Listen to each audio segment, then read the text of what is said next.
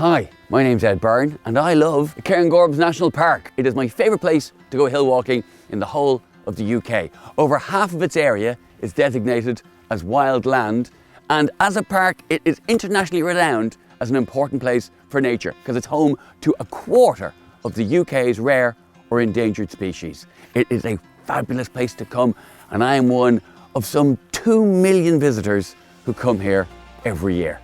And with that many of us using the park, I feel we all have a role to play in keeping it special. One thing people love to do when they're in the outdoors is light a campfire. There's something very primal about sitting around outside around a campfire. But I hate to be a spoil sport, but they're really not a good idea.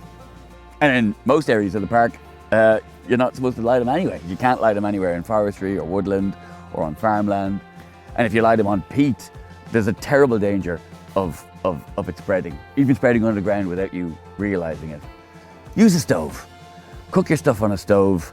Do your best to leave no trace. Well folks, thank you very much indeed for taking the time to watch this video. If it's piqued your interest, you want to find out more about the Scottish Outdoor Access Code, you can go to their website. All the info is there.